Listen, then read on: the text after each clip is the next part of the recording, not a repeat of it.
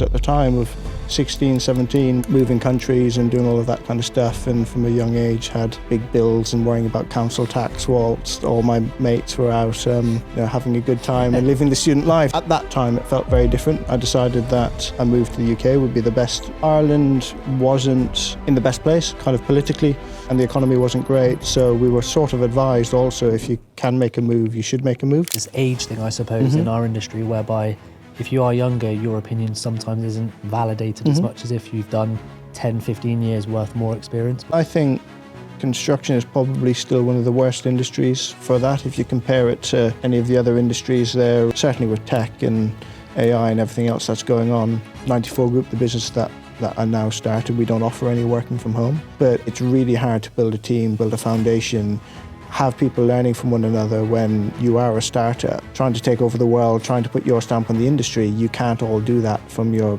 back rooms. When you're in early engagement with the contractors, is there any red flag they might put out that you might think, oh, I don't know if this is the right person for this project? I think the most dangerous thing at the moment is, and we've seen it a lot, is low prices on projects are a real red flag for me, because typically if it sounds too good to be true, it is too good to be true. If you're used to a big corporate environment and you're coming to ours where there is literally very little governance, where we are, where there's no such thing as a bad idea, and if we think it's the right thing, we can action it really quickly. And that's super exciting. Adam, welcome to SQFT-Stories. Thank you. And thanks for making the trip down from Leicestershire. No, it's from Leicestershire. Yeah, it's good to be here. It's a long drive. Yeah, I'm sure. But a nice drive. The sun came out. And we managed to get tired in the end. It was a long time coming, this one. It was. I always like to kind of start a little bit at the start of like your journey within the industry. Sure. So do you just want to give us an idea of how you made your way into the construction world, I suppose? Sure. So I actually grew up in Ireland. So I spent the first... There's a bit of Ireland. There's a bit of a twang. The more Guinness I drink, the worse it gets. So I spent the first 15, 16 years of my life in Ireland, sort of traditional schooling, all that good stuff. I then decided that there's more opportunity essentially in the UK. My dad's from Leicestershire, my dad's side of the family are from Leicestershire, so I decided that a move to the UK would be the best for me at that time. Ireland wasn't in the best place, kind of politically, and the economy wasn't great, so we were sort of advised also, if you can make a move, you should make a move.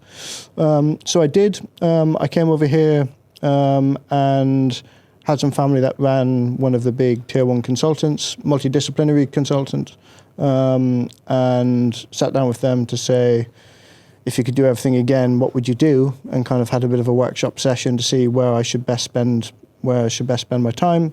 So I went to university at Nottingham-Trent. I also moved over quite uniquely, I suppose, at the time of 16, 17 with my girlfriend at the time, who's now my fiance, and that was, very young for us to both be moving countries and doing all of that kind of stuff, and from a young age had big bills and worrying about council tax whilst all my mates were out having a good time and living the student life. So it felt a very different at that time. It felt very different. Now we're super appreciative of all of the decisions that we made then. I think I went to uni. I studied construction management, which was relatively broad, and I also did it with a sponsorship from a tier 1 consultant, which meant that I essentially worked full time and did uni on the side. Now it was a full time course I was doing at the time, but when I rocked up at Nottingham-Trent the first time, it was 7 hours or 10 hours contact time a week, and I thought, well, what am I going to do with all the other hours in the week? So I actually decided that I think I can do both. I think I could essentially study and work at the same time, which will put me in better stead in the future, which is essentially what I did around exam times at the end of that period. What sort of role were you doing then? So I took an assistant project manager role. I always liked the idea of being involved in all the decision making, and I was interested generally in how everything in life worked, if I could get myself involved in something, I would. And I think my biggest strength and weakness is I've always said yes to everything. So if I can have an opportunity to give anything a go, I would, and I'd jump 2 feet first in order to make that happen. And project management seemed like a good blend across all of the disciplines. Also a relatively new discipline, certainly at the time. So this is probably 12, 13 years ago now. Historically, before that, and not before 12 or 13 years ago, but 20 years ago or 30 years ago, it was done by architects who'd also managed the contracts and the relationships and pull design teams together, et cetera, et cetera. And as the world got more complicated, its own niche broke out, which is great, and that's kind of the opportunity that I fell into. So did construction management at uni, whilst also working full-time as an assistant project manager. So in the 3 or 4 years that I was at uni, I'd also seen 7, 8, 9, 10 projects delivered in that period of time, which was amazing for me. I'd also built a relationship with supply chain by that point, where I'd met a whole host of people in the industry. I was going to industry events, and I was genuinely involved at the same time as studying, which was great for me. And I suppose working at one of the larger tier 1 consultants, like you said, I imagine the projects as well kind of mimics how large the consultancy was. Are we talking multi-million pound projects? We were. The majority of them would have been multi-million at the time, multi-million pounds. I think certainly in the first 5 years of my career, I worked in the Midlands. So I lived in Leicester. I still live in Leicestershire. The head office of the practice I was in is in Leicestershire, and they were predominantly, as a practice, a public sector practice. So the majority of clients I was working for was East Midlands-based local authorities, and with that you get varying degrees of projects that you might expect out of a local authority, such as lots of schools, lots of new build homes, leisure centres, that sort of thing. So I got exposure quite early to a varied range of schemes through the practice I was involved in. I know you probably have to be diplomatic on how you answer this, but what's it like working with the public sector? I think it's interesting, and doing what I'm doing now is interesting because I'm heavily involved with the public sector still today as we sit here. I love the public sector and hate the public sector all at the same time, and I think anybody heavily engrossed in the public sector will say the same. It's got its pros and cons. It's heavily wrapped in red tape, and sometimes quite rightly so, and other times you're making a rod for your own back in terms of how quickly you can progress. Procurement is a big challenge for us. Being procured is a big challenge for us. It's getting easier, but public procurement is really tricky, and I think it's there to make sure that the right practices are being followed, but it shouldn't be there as a blocker. And I think there's times when it's there and acting as a blocker. The people behind the scenes and the people operating it don't realise or appreciate it's a blocker per se, but it's definitely taking the public sector industry, 3, 4, 5 times longer to procure services than it is the private sector. Because of the red tape and everything. Because of the red tape, because of the process, because of the governance, because everything needs to be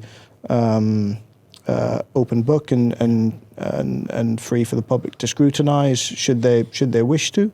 But it does remove, the industry is small, and there is times where people like to work with people, and people like to work with good people, and therefore there's a perception often, I think, in the public sector that if the procurement teams weren't there, we'd all be working with our mates. But that's not necessarily the case. Yeah. You want to work with who's best for the job, and if you've got experience and relationships with people that you've worked with in the past, then you should quite rightfully be putting them forwards and advocating for them on schemes that you're looking to work for. So I think it's the same but different. I think the perception of the public sector as well, certainly for consultancies, and if you're based in central London as we are, where there's a whole host of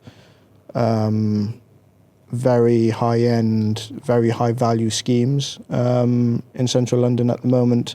Perhaps that's seen as more exciting than some of the public sector schemes that might be your typical school schemes or your public realm schemes, or fit outs on a much smaller scale. But the reality of it is if you can build good relationships with the public sector, they're relationships for life, and that's very much how I view it and how I approach. Also, budgets are usually there with the public sector. They usually tend to spend money in the right areas, so you're kind of securing yourself in a sense, because we do nothing like you would do, but smaller educational fit outs, and we understand that when it hits summer periods and Easters and Christmases, then you're going to be in with an opportunity for some revenue in those periods. So yeah, it's a strong market to be in with, definitely. It's strong. You can track it relatively easily. You don't have to be hyper political to track what the trends are likely to be and where they may squeeze budgets or look to fill their buckets up in any particular area. So you can track it. Public sector is relatively safe when it comes to payments as a consultant and as a individual running a small business. Cash flow is very important, and payment terms are very important, because to grow we need people, and all we do as a consultant is sell people's time, and therefore prompt payment is important. All round, to be fair. All round. That's a topic I definitely want to jump on maybe a little bit later in the podcast, but let's jump back into, so you worked at the large consultancy, yes, whilst kind of juggling uni at the same time. So how did your career progress after uni? So that was really good, because I got to a point where I did the first 3 years of my uni career, or my studies, working full time. Then it kind of got to the exam period, so I actually split my final year into 2 years, just because it was kind of a double-edged sword at the time, because I was now 2 or 3 years experience in the role I was doing day to day, and I didn't want to alleviate any responsibility that I had there in order to go and focus more on studying, and I didn't equally want to do a bad job at my studies the other way around and kind of finish poorly on that front. So I decided splitting it would be a more manageable way of closing that out, because then I wouldn't need to split my time quite so much. So I did that, and what that meant was once I graduated, I'd had 3 or 4 years experience, so I already felt as though I was 3 or 4 years ahead of perhaps where I should have been.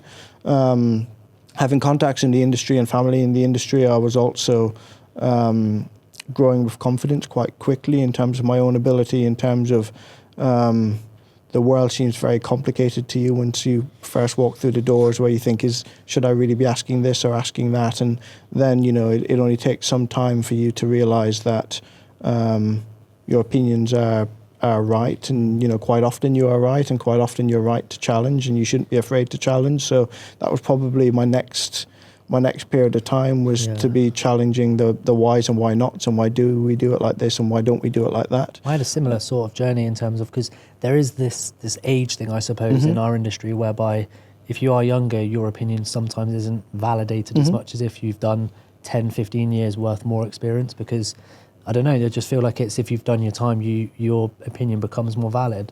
Yeah. I don't know why, but I had a similar thing when I was, and I'm only 31 now, but 21, for instance, 10 years ago, even though maybe what my opinion may have been right, it might not have been taken as seriously, because he's only 21. He probably doesn't know, he hasn't done a lot in the industry. And I think construction is probably still one of the worst industries for that. If you compare it to any of the other industries there, certainly with tech and AI and everything else that's going on. It's almost like the flip on that. It's almost a flip on that, where if you're younger, you're almost seen as more of a boffin than if you've got 25 or 30 years experience. So I've always fought that, and I've been in an environment for a long time where I've always been told to believe, or kind of or not even needed to be told, but you deserve to be in the room if you want to be in the room, and that's kind of always the approach that I've taken. If you're there for the right reasons, because you genuinely care and you want to better yourself and you want to do a good job, then why not be there? And when I started, I think it would have been 2014 off the top of my head, 2014 maybe. I would have been the youngest in that office at the time, or certainly one of the youngest by quite a significant amount. And the split between, probably, I would have guessed the average age of the office would have been 40s plus. Yeah. And there would have been a handful of us at the time doing some grad schemes and whatnot. So from that perspective, I decided that I wasn't going to let being young hold me back, and the aspirations that I had for myself. When you look around, and I think it's quite a natural thing to, I was a big believer in mentors and, equally taking as much from all of these great people that I had around me throughout my career. It was, how do I get to that point a lot quicker? Because I don't want to sit here and think, well, just because my mentor in this particular week or month happens to be in these 50s, I need to wait, 30 years before I can get to that point. So I always challenge that a lot, and we're, if I'm honest, still challenging it today in terms of what I'm doing and what I'm building. So you had mentors from young, did you, in the industry, or were they kind of just like more senior project managers? I think I don't necessarily, you listen to podcasts a lot and people are always able to name off their kind of 2, 3, 4, 5, key mentors throughout their life. I think I've always looked at everybody as what good and bad can I take from them, in terms of the real privilege I had really early in my career is it was before Teams, it was before any form of online meeting was available, really. We used to do conference calls at the time where 4 or 5 people would dial in, but it would never work. So, you'd never really achieve anything. So, you didn't have them very often. But what we did have was a busy office, because working from home didn't necessarily exist, and everybody on the phones having different conversations. And as a junior, I could sit there and I could say, well, Jane is managing this really well. I really liked how she had, that conversation. And Chris over here, actually, I wouldn't have dealt with it like that. Or I didn't quite like how. And when you've got that on repeat, 5 times a week for years and years and years, you develop your own thesis on what is good or bad or indifferent. An interesting talking point there, actually, the whole working from home thing, because when you were younger coming in the industry, I suppose working from home wasn't so much of a thing as such, and I feel like maybe as more people are working from home nowadays, the juniors who are trying to learn from the seniors, they're almost losing that connection, trying to learn from them, because if they're at home and they're at home, they're not in and amongst the crowd and learning from how people are doing things. I think so. We didn't have working from home. Yeah. That's not to say if something cropped up on Thursday and you had an appointment that you needed to be at, there wasn't the flexibility to go and have that appointment. But that would be by exception, as opposed to the other way around, where now a lot of firms are in the office by exception, which is, I don't think, a healthy place for the industry to be, or for the working environment, quite frankly. So I think, 94 Group, the business that I now started, we don't offer any working from home.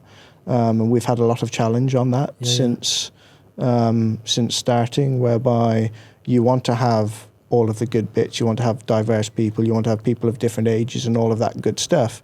But it's really hard to build a team, build a foundation, have people learning from one another when you are a startup trying to take over the world, trying to put your stamp on the industry. You can't all do that from your back rooms, at a distance, and therefore being together is quite important. And I think we got quite a lot of kudos early on, just by we won one key client at the beginning of 2024 who had 2 core days where they'd be office based, and the different teams would have different core days, whereas we just based ourselves there full time. So we ended up introducing parts of the client team to other parts of the client team, and we became the conduit in the middle. And off the back of it, we're winning a relatively large amount of work. So I decided very early on, if we're getting kudos for turning up to work, let's just turn up to work, because it's a pretty simple win But I suppose if you're strong in your beliefs, such as no working from home or whatever it is, you'll align yourself with the right client anyway. Agreed, and the right candidates to join us. Of course. Equally, I'm a big believer in team, and from a project management perspective, I think the industry wants to make out that project managers are super technical and need to know quite a lot about quite a lot. But I think the reality of it is, and not saying that we're not technical, but the reality of it is first and foremost, the industry needs to want to work with you, and clients need to want to work with you, and therefore you need to be, good people and have the correct morals and have a really good generic baseline first and foremost for people to be, trust and want to be around you all the time. So I've spent a lot of time filling my team with big characters, which we definitely have, that people enjoy being around, because a lot of it is, the projects. As we grow, certainly the values get bigger and bigger, and it gets more stressful and more stressful for clients. But you spend a lot of time with these people, and you want to be able to find a common ground with these people, because they are just people. I know they're a client, and I know they're responsible for our world in many, many ways. But they are people with their own interests and hobbies and families and everything else going on as well. So if you can't engage with them at that level first and foremost, then it sort of doesn't matter how technical you are, because you'll be clashing quite early on in the process. And I suppose secondary to that, our whole role is non-technical in the sense that we're not designers. A building per se isn't going to fall down because of something that we've said. So a lot of our role is getting the right people in the right room and making sure that they're carrying out their duties and responsibilities in accordance with their scope of services and what has been agreed, really. So, that whole people management piece I've really lent in on, which was my big takeaway from a working at a multi-dis. I was going to say, that's probably one of the key areas, one of the key skill sets the people like yourselves or the businesses that you do need to have is just people management. Because I suppose, like you said earlier, you don't have to necessarily have the most technical knowledge, but if you can manage people who do have the best technical knowledge, then you're almost onto a winner, I suppose. That is a superpower, I think, and that is sort of the golden bullet, really. I get asked a lot, why are we different to any of the big tier ones, or why work with us? And again, for me, I've really streamlined it to, we are a people-based organisation. We sell time, and I'm going to sell you the best individual's time that I can possibly sell you, and they'll all be equally as passionate as I am for you. And that's been kind of the whole basis of the company that I'm building. So give us an idea of how the company started. So you're obviously based in Leicestershire at the time, and I understand you're now not home-wise based in London, but the business is based in London. So when did that move come about, and why?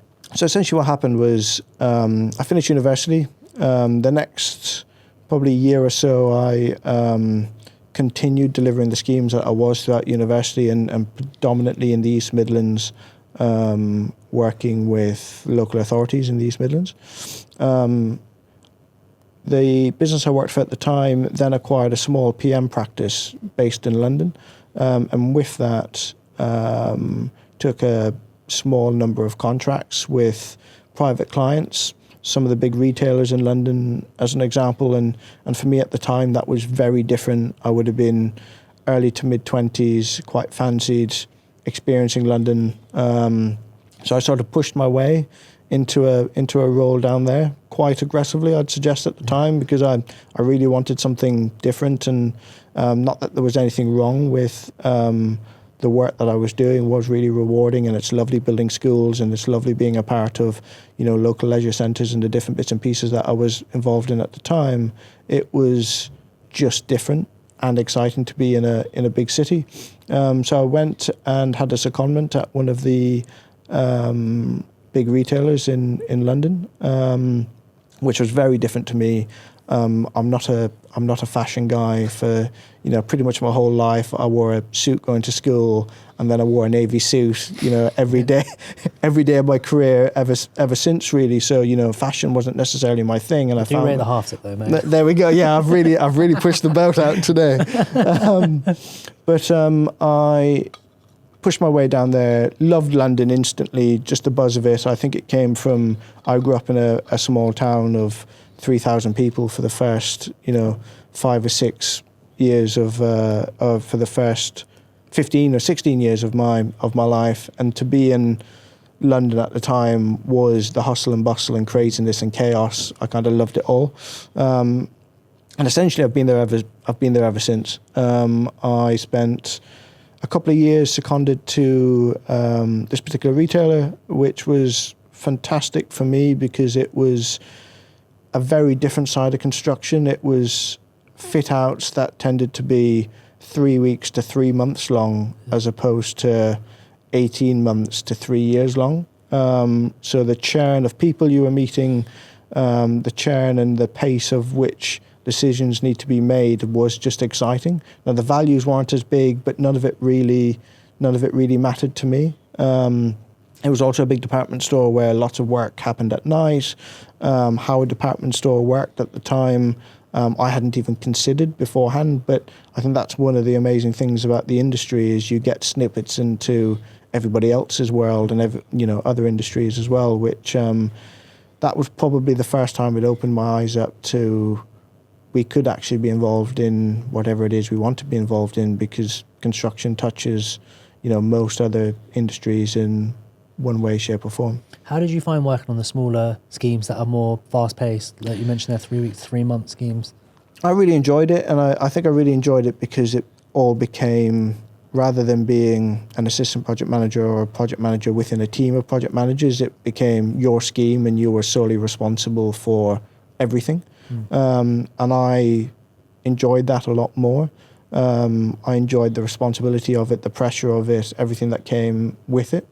So from that perspective, I think that was really good, because after my stint with the retailer and the department store, I went to deliver a large private hospital behind Buckingham Palace for an American client, and that was a super scheme or a mega scheme that was hundreds of millions of pounds.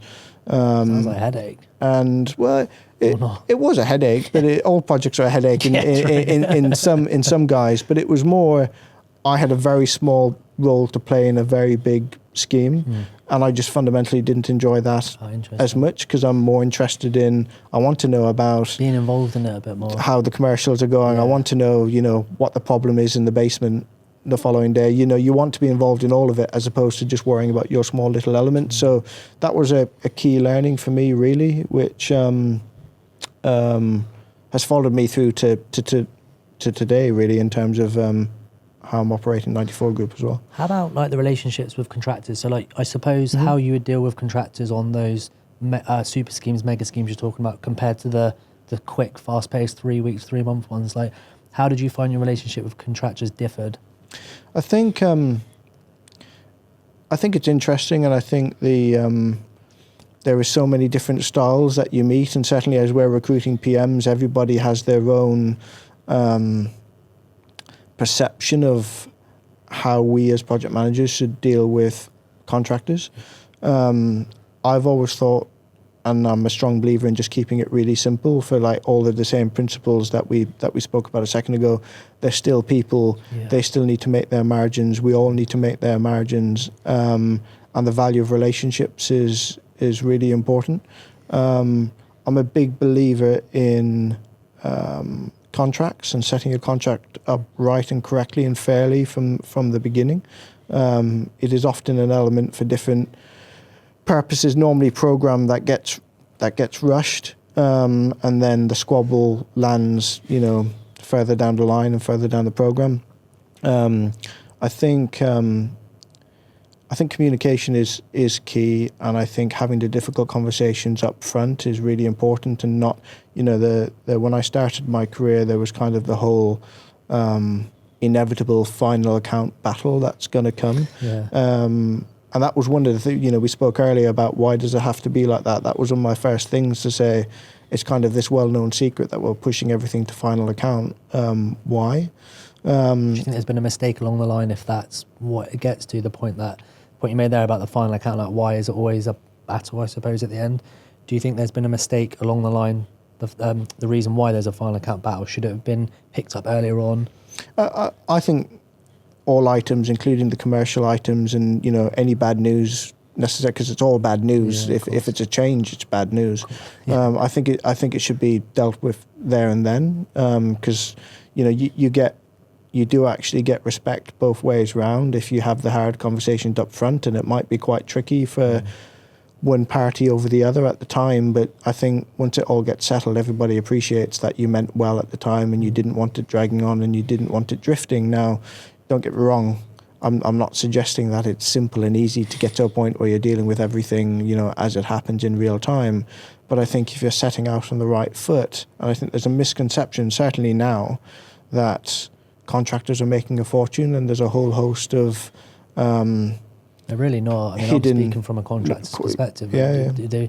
I had sorry to interrupt, but I had a funny conversation with a client that we've been working with recently, and we fit out, this was probably a year or so ago, and we fit out their new office. It was, I can't remember what it was, maybe about £300,000 office fit out. And I always remember the comment they made when we when we won the project and we sat down at the pre-start, and they made a little comment at the end saying, "Oh, you must be making a fortune off that." And I thought, if you actually knew how much, not only time and effort goes into it, but when you get to the bottom line of the project as a contractor, how much is made, you would be really, not you, but to the client, you'd be really surprised. I think this is a dream, or that you think, but they're a client who doesn't work in the industry. They're like an end user tenant. Sure. Client, and I think that makes a big difference as well. I think clients that, we touch different worlds, right? Where some of them, a construction scheme might be once every 5 years or once every 10 years, whereas other clients might be, having a constant capital program of some description. But I think, our whole role is having that difficult conversation up front and not letting anything be a surprise, and managing expectations from the outset. And it's not to say that, clients make changes last minute. Clients do make change, supply chain problems for contractors or whatever it may be, political issues in terms of, we've been fraught with that over the past 5 or 10 years. There's so many moving parts in all of this, and if you can find yourself with a supply chain that you trust, and that you can speak openly with, I think that's half the battle. And I think it's really important, because it is a small industry as well, and you don't want to be in the, you don't want your reputation to come ahead of, the good work that you're doing elsewhere, perhaps. So, yeah, absolutely. So give us I know we briefly touched on it, but give us an idea on the concept of 94 Group and how it started, and what the general idea behind it was, because by the sounds of it, up to then you kind of dealt with a few different markets, a few different schemes in terms of value wise. So what was the idea behind setting up the business? A few things, I suppose. So I spent the best part of 10 years with the first consultancy that I joined. Loved it. I'm sort of sat here, very much because of them in many ways. They've sort of been a big part of molding me into who I am, and helping strengthen the beliefs that I thought were good and weaken the ones that I thought perhaps should be, lesser considered. I spent some time in London doing a couple of schemes, as I mentioned. They were sort of coming to an end, and I decided that if I was to go and try a different environment, then now was probably a clean time to do that. I was very much enjoying London, very much enjoying being in London, and I wanted to be a bigger part of the London scene, if you want to call it that. So I actually moved to another Tier 1 practice, very famous in London, and joined their commercial fit-out team and hotel team.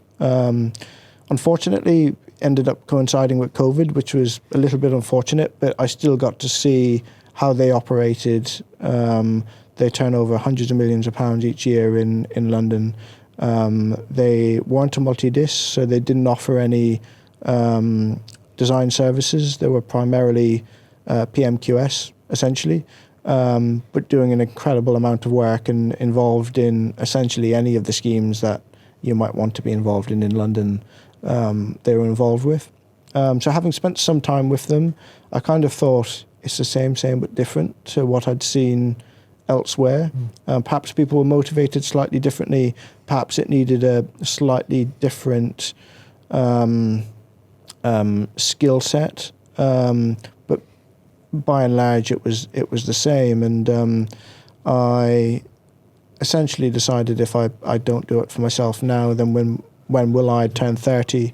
And always had in the back of my head that I want to be successful in my own right, and kind of my thoughts on success meant that I needed to be, I needed to have equity in something to do that, and I thought I could build a powerful team in the industry, and that's what I set out to do, really. And I wanted to simplify it, and I wanted to simplify everything, really, in that kind of going back to the conversation we had about what makes a good PM practice, and the crux of it for me is really good people, really honest people with a baseline of really good morals, all pushing in the same direction, and all wanting to build as many contacts in the industry as possible. And that's sort of what I set out to do. So in 2023, I decided that was going to be the year.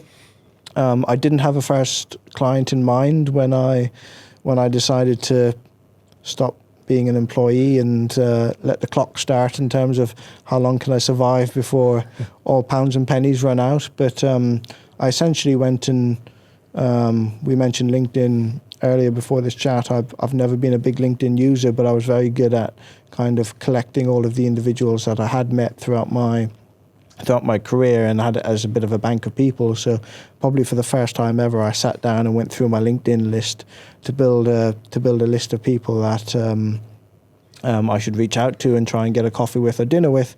And that's essentially what I did. And you build traction quicker than you might think. So I did some small bits and pieces, small bits of work for some smaller clients sort of before Christmas of 23, nothing massive. I did a little bit for the NHS. I did a little bit for a fit out scheme for a restaurant in Mayfair, and then got an opportunity with a local authority in London to do 3 education schemes, and that was really what kickstarted in a meaningful way the ability to grow a team. And by the end of the first year there was 4 of us, which was great. So it started as just you, was it? Started as just me. Yeah. I had big belief that I could sell my own time quite quickly and be useful to somebody out there, having spent 10 years or so at that point working for the bigger tier ones. But I never wanted that to be misconstrued as being a one-man band consultant over and above growing a consultancy. So at the first opportunity I had to get to grow a team and to build a team, I've always taken it and grown as I don't want to say as quickly as we can, because we're not growing for growing's sake. But if there's been an opportunity and a genuine one, we've always grown to react to that opportunity. That's the best way to do it, I think. It's almost like organically growing, I suppose. Yeah, exactly. Otherwise you're almost forcing the issue, in my opinion, that is. That's what we've done as well. We've kind of grown organically, I suppose, and we're not forcing something, because I feel like if you're starting to force it, you don't have the infrastructure behind you to do the project in our case, the one you're forcing, you don't have the infrastructure to do it. Mm-hmm. One thing I wanted to ask you, so like you've obviously gone from yourself to 4 people in the first year, and then is it 9 or 10 of you, did you say? We're 7 of us. 7 of you, sorry. Do you prefer working in a smaller consultancy where I suppose you can be a bit more agile with decision making rather than your large tier ones? I think it's very different. I think at the moment it's I worked for 2 of the big tier 1 consultancies. It felt like a big office. It felt formal. They were quite formal organisations to be a part of. Our office is very different, but I think in keeping with what it should be at the size that we are. We spend a whole host of time together, so we know each other really, really well. And I often have days where I sit back and kind of watch the office interact with each other, and it sounds cheesy, but do really enjoy the relationships that are being built because of the practice that we've started. My first 2 hires, I'd known already. One was a pal of mine. Well, they were both pals from different circles that I'd known for a very long time. So to get them into the business was fantastic. They now live together. They didn't know each other beforehand. They now live together, which is hilarious. So the separate to what it takes to be successful as a business, I think the relationships that you do grow at work are quite important, and I think our team is testament to that. I think anybody that meets the team knows how well we trust one another, which is really important when you're a startup, when you're growing, to be as transparent as possible. There is good parts and bad parts about being a small consultancy, comparatively to being out there with any of the big tier ones, but it's not something I take lightly to have, the responsibility of making sure that they can sit doing a podcast in 10 years' time, talking fondly about the first 10 years of their career in the same way that I can. So give us an idea of the kind of schemes that you're carrying out at the moment. Do you do smaller and bigger schemes, or? Yeah, we do smaller and bigger schemes. So the real benefit of the first piece of work that we won was for a local authority, and is for a local authority. We had 3 education schemes early on, so that was a mix of extensions because schools had schools and their numbers were growing, so they'd need new facilities to expand accordingly, or a new build school we had quite early on as well. So from that perspective, the scale and sizes was from 75 million to 4 or 5 million, which was, again, so early on quite a nice mix for us, because part of the problem when you will have had the same problem when you're growing and you're tendering and you're looking for to put yourself out there for new work is, do you rely on case studies from previous life, or do you rely on your case studies as the organisation that you are now? And that's quite a tricky hurdle when you're 2, 3, 4, 5, 6 months, even a year or 18 months old, because you just don't have the the background. But working for the local authority was nice because it gave me a whole plethora of different sectors quite early on. So we had the 3 education schemes. We then won a little bit of public realm work, which was quite nice, and just something different. And then we won some leisure centres and some housing work too. A mix of housing and residential work, which in the short period of time that we've been operating and running, it's a really good mix of experience that is 94 group delivered experience, as opposed to any of us within the team leaning on our previous careers, essentially. Is there a drastic difference in commercial and housing in terms of delivering the projects, or is it quite similar? I think I've never been a big believer that you need necessarily a PM with masses of residential experience to deliver resi only, and then that same PM can't go off and deliver a really good education scheme, as an example. I think the core strengths across most sectors are the same, and it kind of all boils down to, are they a really well-organised individual? Are they really good at pulling a team together? Are they really good at managing client expectations, reporting, all of the kind of, analysing risk, developing your risk registers, all that kind of standard bits and pieces that we do as a PM. And regardless of whether that's a public realm scheme or whether that's a housing scheme, the nuances are minute, I would suggest. Especially as we grow, and then the bandwidth in our office is growing with it, that we all spend enough time together. If there is any problems to be shared, then we can share them amongst a strong team, which is always what I was able to do beforehand, working for the big tier ones, where you always knew somebody somewhere in the office would have the answer, whereas when you start a much smaller team, you don't always have that. But I'm not a big believer that you need necessarily sector specialists. Now there is, like anything, there is there is times where that doesn't apply as well, and there is, you know, very complex schemes that need a very complex skill set. But by and large, I think a good PM is a good PM. Yeah, as long as you've got the, you know, the skill sets, I suppose it's transferable, isn't it? Yeah, The exactly. markets you go in. Something else I want to touch on. So you've obviously I asked it in some way or form earlier, but you've obviously worked with loads of contractors over your time, and what are a couple of things that, and the reason I ask this is because I'm sure there's people listening who are the contractors, fit-out contractors, who would be interested to hear your point of view, but what are things that the contractors you think do wrong when they're dealing with PMs like yourselves or other PMs? I think I don't know as though I think it's what contractors do wrong. I think it's I still think it comes all down to communication, and I think quite often contractors will have problems with supply chain, as an example, with lead-in times for materials, whatever it may be, and they'll try and cover it up, and they'll try and, you know, resequence their program to offset it or whatever it might be, as opposed to just sitting down and actually, you know, putting out on the table what the true premise of the problem is. And I think that's much easier for PMs and clients to deal with and understand if they're truly part of the journey. Now, it may be a case of the client doesn't want to be in that much detail. They're busy doing the day job, whatever that might be.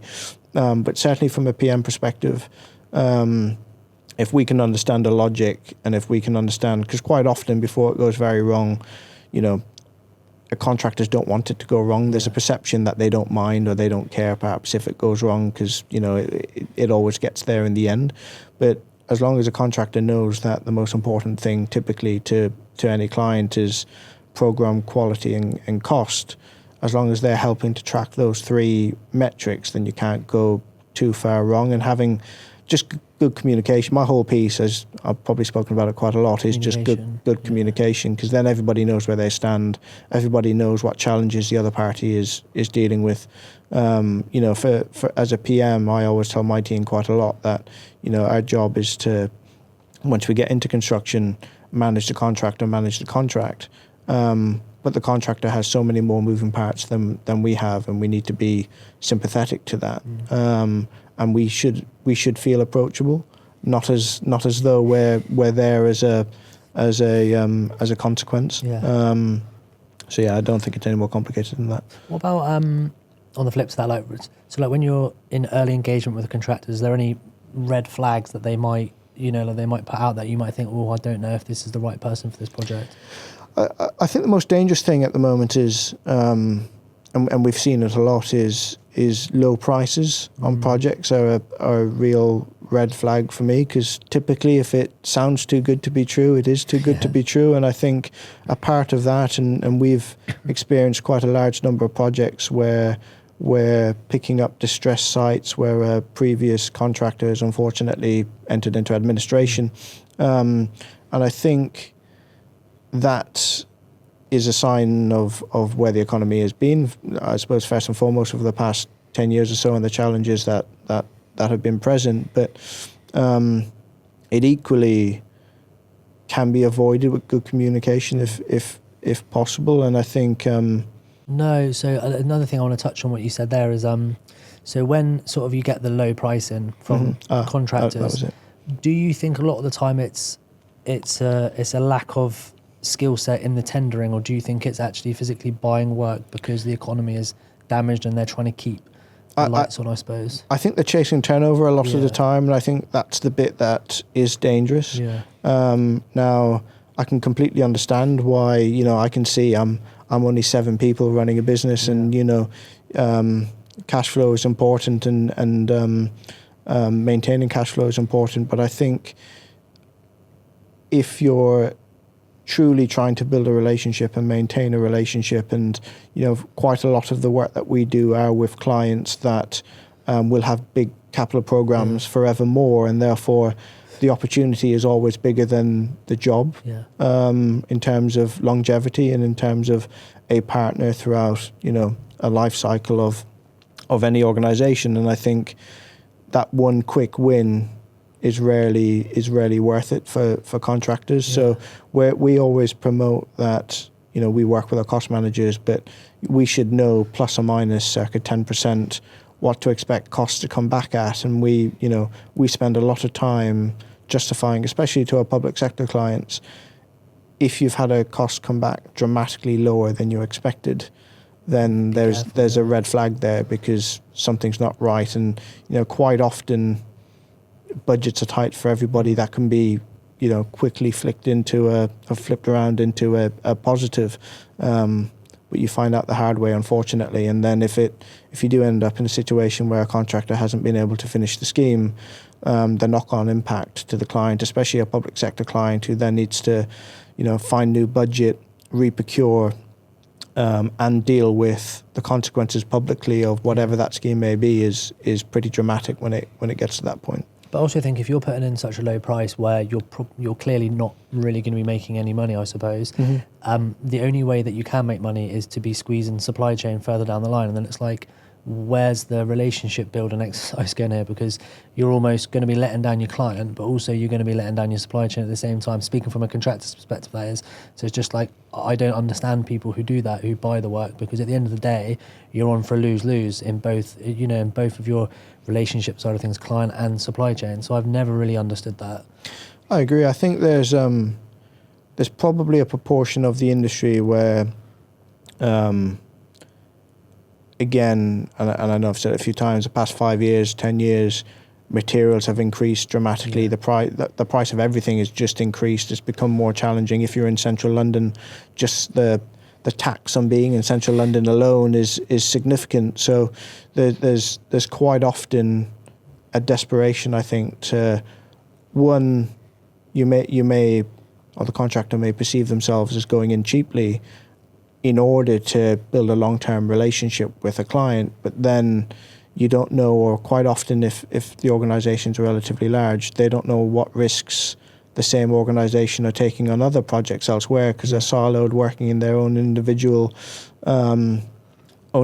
sectors or whatever it might be. So I think that knock-on impact, as you say, to the supply chain then is detrimental, because lots of these supply chains are teeny tiny, and and they do live hand to mouth a little bit, and it is pretty detrimental when one of the larger contractors gets into some difficulty, because it's rarely them that really lose out. Something else that I have seen that is a real bugbear of mine is you can get, and fit-out contractors in particular, fit-out contractors that go into administration, have a whole host of their supply chain that have been burnt quite badly, and then pop up somewhere else as their 2.0 iteration of themselves with very little consequences. But it might be some of the trades can't quite regroup and regather quite in the same way, and it does quite feel like that is very unjust sometimes, where you think it just shouldn't be allowed. No, I've had quite a few people on here who have been on the wrong side of that, whereby they're subcontractors,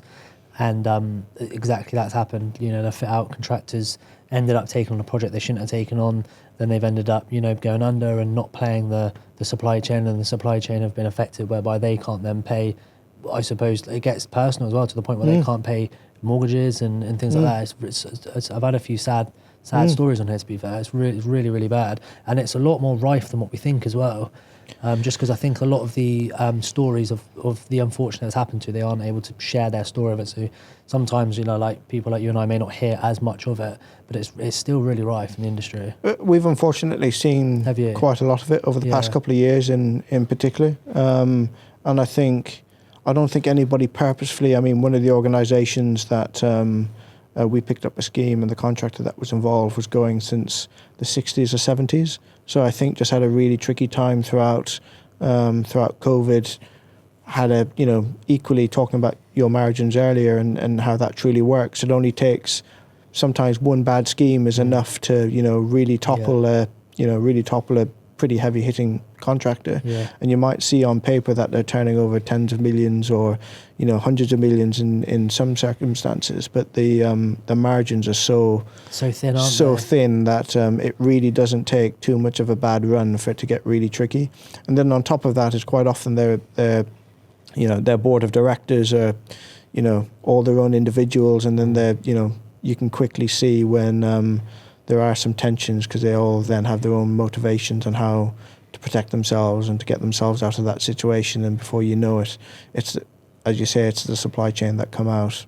How do you think us as an industry can try and, like, I suppose it's quite a difficult question to answer, but try and resolve the issue of the payment, the lack of payment, I suppose.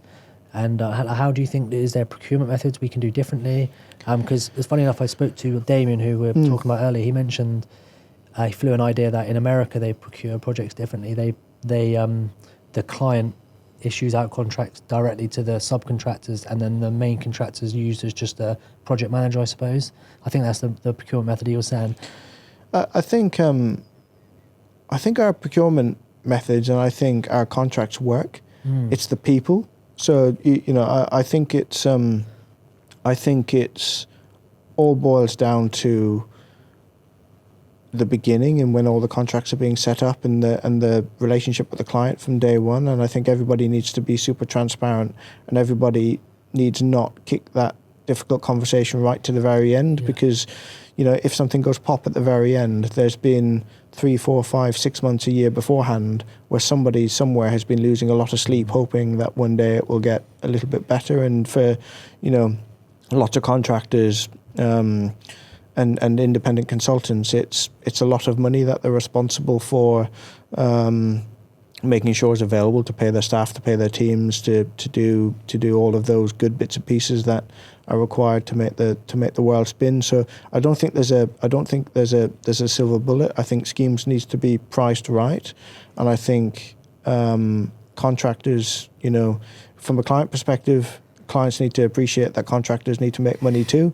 Clients need to appreciate that consultants need to make their money too. And as long as everybody's getting what they've, signed up to on day one, along with the payment terms on day one, then everything will run smoothly.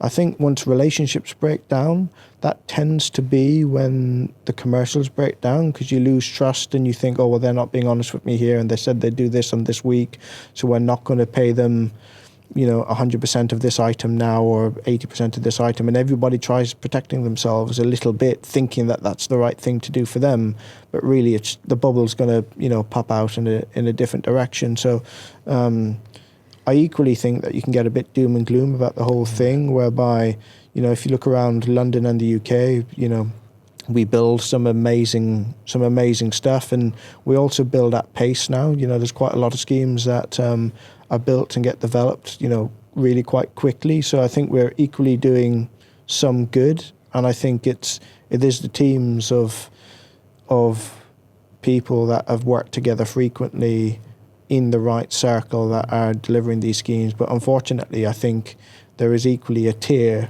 where it's a little bit more tricky. Let's have a chat about the schemes in London then. So you predominantly work in London in terms of your schemes that you do. What's the difference between the schemes you're doing outside of London compared to inside of London? Is it a lot more fast-paced than in the centre? I think, so our core focus is London. Yeah. Now that's just to keep my team together, first and foremost, so that we're a small team, nobody feels segregated or isolated or unsupported if we were to win a scheme in Bournemouth, as an example, and I'm shipping them down here, 2, 3, 4 days a week, where they feel isolated. So that's not to say that we won't grow and expand out of London in the future, but I'd like to do so in a way that's following a relationship and a partnership with a client, as opposed to really targeting it. I think the difference in in and out of London is London is its own climate, comparatively to the rest of the country, where from a London perspective, there's a lot of competition in London, and there always will be, as there will be in any major city. So you've got to be competitive, but you've also got to be good, because clients get burned once, and typically a good client will only ever get burnt once and won't make the same mistake twice. So for that reason, I think it does lift the caliber of all aspects of construction up, where PMs need to be better as PMs, and the supply chain need to be better as a supply chain, and contractors need to be equally better to meet those expectations. I think once you start going, outside of London, it's a much smaller market. So perhaps there isn't quite the level of competition, and I think that really is the key driver. Equally, London is expensive and extra expensive comparatively to working in the Midlands or elsewhere, just through, again, all of the extra red tape and whatnot that you've got to jump through just to be and get to London before you even start building anything. Do you prefer the schemes being done in London rather than the ones external? I like the excitement of being in London. I wouldn't say the schemes are any better or worse necessarily. Now, again, hopefully one day we can be a part of some of the real landmark schemes that will be around for forever and ever and ever. And of course, and that is exciting, but there's equally those schemes happening around the country elsewhere. So I equally don't think anybody should feel like they have to be in London. I think there's plenty of organisations that do the bulk of their work outside of London, and I think that's fine too. I think just because I've enjoyed it so much, like being there, like the buzz about it, that's why I've decided to, jump both feet first into London, really. So you very lightly touched on it there, but give us an idea of the general plans going forward with the business. So, like, are you looking to expand and grow into different areas in the country, and are you looking to expand the team and project sizes, I suppose, as well? I'm looking to grow as organically as I can. I don't have a glass ceiling. The whole piece about my business has been to grow candidly and to grow into the opportunities that we get. I'd sooner have 10 really great clients as opposed to 150 not so great clients. And I'd like to get to the position where we're working for clients that we'd want to work for. So to be able to open those doors, to be involved in the schemes that we or my team are passionate about being involved in. And I think that's the real superpower for any consultancy. If you can be involved in the schemes that you're passionate about, then that's amazing. For us at the moment, we are heavily involved in the public sector. And I really enjoy that. I really enjoy the public sector, as we touched on earlier, and I'd like to be involved in as many of the circa 30 or 32 boroughs in London. So we're making a push to work with as many boroughs as we can over the next couple of years. That's a real push of mine, and it is really rewarding work, what you do for local authorities. It is community-led, community-driven, and you get a lot of satisfaction from that. But equally, the next focus of mine over the next, or the immediate 6-month period really, is to have a bigger focus on private sector.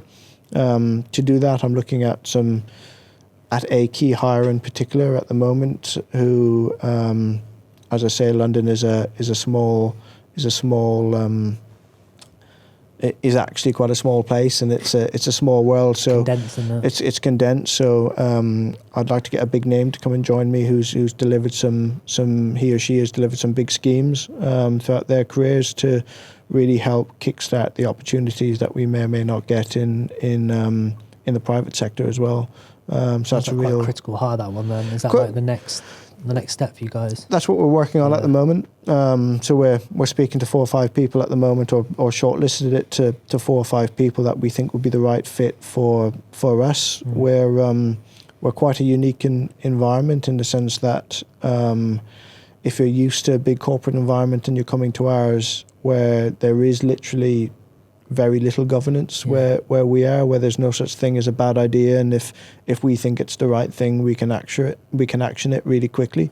And that's super exciting for me, and I want the individual that comes and joins to be equally as excited by the prospect of there being no such thing as a bad idea. And if we think we can do something really well, then we'll take the opportunity to go and do it really well. So I'm hoping, certainly by early summer, to have that position filled, so that we can organically grow in both the public and private sector at the same time, in a nutshell. And then kudos to you, by the way, because it sounds like culturally you've built a very good team. And like you mentioned earlier, that you've got a team of people who are all driving in one direction, and kind of like they all get on very well and all work together collaboratively, because that's difficult. That's like half of recruiting, is trying to find someone who fits into the culture of the business. Second, that like to have the skill set to be able to do it, but like culturally the fit is difficult, isn't it, to find? It's really tricky, and it's really tricky now, especially when lots of our competitors do offer working from home, do offer big flexible contracts. For us, I want the team to want to be around together, and I'm trying to build, again, as cheesy as it sounds, I'm trying to build an environment where people do feel like they're missing out if they're not in the office with us, and if they're not in it and around it. I do want them to feel a buzz from what we do every day, and I think we're achieving that. It is hard to find great people. It's not hard to find people, but it is hard to find really great people. And we've had an unsuccessful hire once already, where that particular individual wasn't completely aligned with us, and you can see, if you allowed that to happen too many times, the damage it can have. And that's when we're 7 people, let alone 10, 15, 20, 30, 40, 50. So getting our principles and core principles right early on has been really important. And I'm not a believer that individuals necessarily should keep their work life and home life different. I think it's great that friendships are being made whilst we're at work, because we spend enough time all day, every day working. We may as well enjoy the people that we're working with, and if we can get some alignment there, then I think it's really important. Well, credit to you, mate, for building your business and also working in the industry across different sectors, because it sounds like you've delivered some amazing schemes, and I'm sure you will going forward. Thank you so much. Thanks so much for your time, Adam. Appreciate it. I really appreciate it. Cheers, buddy. Thank you.